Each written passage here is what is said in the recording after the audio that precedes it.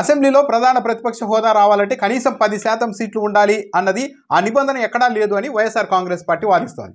Telugu Desam party వాళ్ళు మాత్రం లేదు 10% సీట్లు ఉండి తీరాలి అసెంబ్లీలో మొత్తం సీట్లలోని వాళ్ళు వాదిస్తూ ఉన్నారు. అయితే పవన్ కళ్యాణ్ మధ్యలో వచ్చేశారు. ఆయన అయితే తెలుగుదేశం పార్టీ చేస్తున్న ఆర్గ్యుమెంట్ను కూడా ఇండైరెక్ట్గా ఆయన తోసిపుచ్చుతూ ఉన్నారు. పవన్ కళ్యాణ్ తాను ప్రతిపక్ష నాయకుడు అని చెప్పుకోవడానికి ట్రై చేస్తూ ఉన్నారు. ఒకసారి ఇంగ్లీష్ మీడియాతో అంటే అసెంబ్లీ దగ్గరే మీడియాతో బయట మాట్లాడారు, మీడియా పాయింట్ దగ్గర కాకుండా. అక్కడ ఒక కీలకమైన అంశాన్ని పవన్ కళ్యాణ్ ప్రస్తావించారు. Mere 11 seats, and they're not even the second largest party. Even imagine if Janasena has got 9 seats, if they got 11 seats, okay.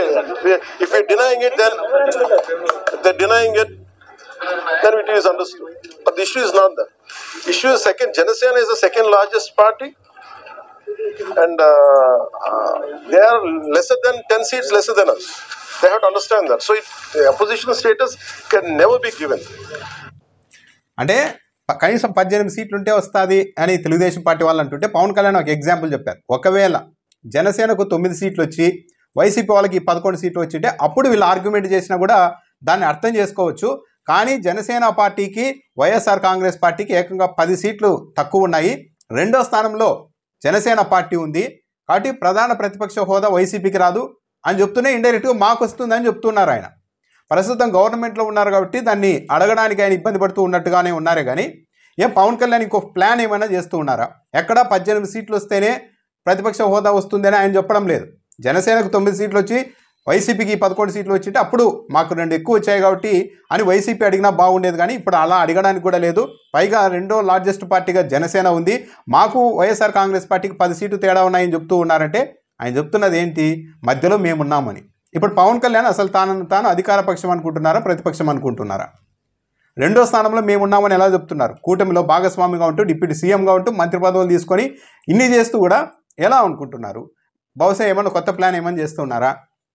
ఓ 2-3 ఏళ్ళు ఇలా డిప్యూటీ సీఎంగా పదవిని అన్ని ఎంజాయ్ చేసేసి ఆఖరిలో బయటకు వచ్చేసి తానే ఒక ప్రధాన ప్రతిపక్ష నేతగా హోదా తీసుకొని సొంతంగా ఏమన్నా ఫైట్ చేయాలని ట్రై చేస్తున్నారా కూటమి నుంచి బయటకు వచ్చి?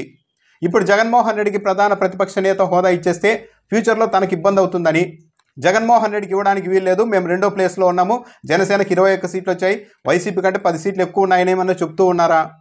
ఇంకా విషయం కూడా గమనిస్తే ఈ మధ్య పవన్ కళ్యాణ్ ఎక్కడా కూడా ప్రజా ఇష్యూస్ మీద, పబ్లిక్ ఇష్యూస్ మీద స్పందించడం లేదు. మిర్చి గొడవ నడిచినా రైతులు అల్లాడిపోయినా స్పందించలేదు, గ్రూప్ 2 మీద స్పందించలేదు, లా అండ్ ఆర్డర్ మీద కూడా స్పందించడం లేదు. అంటే ఏమైనా ప్లాన్ చేసుకుంటూ ఉన్నారా? ఇప్పుడు కూటమిలో ఉంటూ ఈ అంశాలన్నింటినీ వ్యతిరేకిస్తే డీసీఎంగా ఉంటూ నువ్వు ఎలా మాట్లాడతావు ప్రభుత్వానికి వ్యతిరేకంగా, కావాలంటే బయటికి వెళ్ళిపో అనే డిమాండ్ కూడా వస్తుంది, బయటకు వచ్చి మాట్లాడన్న డిమాండ్ కూడా వస్తుంది. కాబట్టి దీన్ని ఇప్పుడు ప్రస్తుతానికి వ్యతిరేకించకుండా అలా అని సమర్థిస్తే, ప్రభుత్వం అంతా బాగుందని సమర్థిస్తే, రేపు పొద్దున ఇలా బయటకు వచ్చేసి ఒక ఫైన్ మార్నింగ్ 2-3 ఏళ్ళ పవర్ ఎంజాయ్ చేసి బయటకు వచ్చిన తర్వాత ప్రభుత్వాన్ని విమర్శించేందుకు వీలుండదని చెప్పి ఇప్పుడు మౌనంగా ఉంటున్నారా? వ్యతిరేకించకుండా, సమర్థించకుండా తీరా 2-3 ఏళ్ళ తర్వాత బయటకు వచ్చేసి నేను చాలా కాలంగా ఇవన్నీ నిశ్చితంగా పరిశీలిస్తూ వచ్చాను, చంద్రబాబు నాయుడు మారుతారు అని, కానీ వీళ్ళు మారలేదు, అందుకే నేను బయటకు వచ్చాను, నేనే ప్రతిపక్ష నేతని, ప్రధాన ప్రతిపక్ష నేతని అని చెప్పుకోవడానికి ఏమన్నా ప్లాన్ చేస్తూ ఉన్నారా పవన్ కళ్యాణ్ గారు? సింపుల్గా పవన్ కళ్యాణ్ చెప్తున్నది అయితే పూర్తిగా అనైతికం. కూటమిలో ఉంటూ డిప్యూటీ సీఎంగా ఉంటూ మంత్రి పదవులు తీసుకొని పళ్ళ మేము మధ్యలో ఉన్నాం, టీడీపీకి వైసీపీకి మేము మధ్యలో ఉన్నాం, మేమే రెండో అతిపెద్ద పార్టీ, ప్రతిపక్ష హోదా మాకే అన్నట్టుగా ఆయన మాట్లాడుతూ ఉన్నారంటే ఎంత అనైతికం. గవర్నమెంట్లో ఉంటూ కూడా పైగా 18 సీట్లు ఉండి తీరాలని ఎక్కడ అనడం లేదు.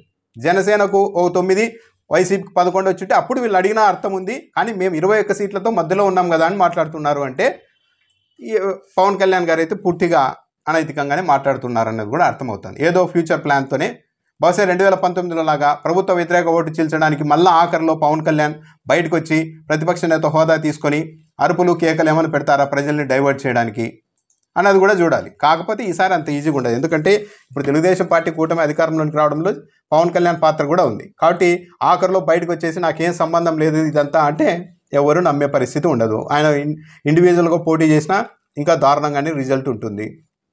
పైగా నీకు 40% ఓట్లు వచ్చింటే అలాంటిది ఇక్కడ కుదరదు, జర్మనీకి వెళ్ళండి అని వైఎస్ఆర్ కాంగ్రెస్ పార్టీని చెప్తున్నారు పవన్ కళ్యాణ్ గారు.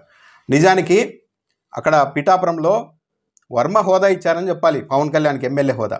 ఎందుకు చెప్పాల్సి వస్తుందంటే 2014లో వర్మ ఇండిపెండెంట్గా పోటీ చేసి అక్కడ గెలిచిన వ్యక్తి. అలాంటి చోట మొన్న ఎన్నికల్లో వర్మ కూడా సహకరించకుండా ఇండిపెండెంట్గా పోటీ చేసిన పవన్ కళ్యాణ్ గెలుస్తారా ఓడతారా అనే తర్వాత పెడితే, వర్మ గెలుస్తారా ఓడతారా అనే తర్వాత పెడితే పవన్ కళ్యాణ్ మాత్రం 3వ ప్లేస్కి వెళ్ళి ఉండేవాళ్ళు తప్పనిసరిగా, వర్మ ఇండిపెండెంట్గా కూడా పోటీ చేసిన. అలా ఒక వర్మ సహకరించి తన పదవిని త్యాగం చేసి తన సీటును త్యాగం చేసి హోదా ఇస్తే, అలాంటి పవన్ కళ్యాణ్ ఇప్పుడు 40% ఓట్లు వచ్చిన పార్టీని మీరు జర్మనీకి వెళ్ళండి అని ఎగతాళి చేస్తూ ఉన్నారంటే ఇదే అధికారంలోకి వచ్చిన తర్వాత మనుషులు ఇలా మారిపోతారు అనడానికి నిదర్శనం.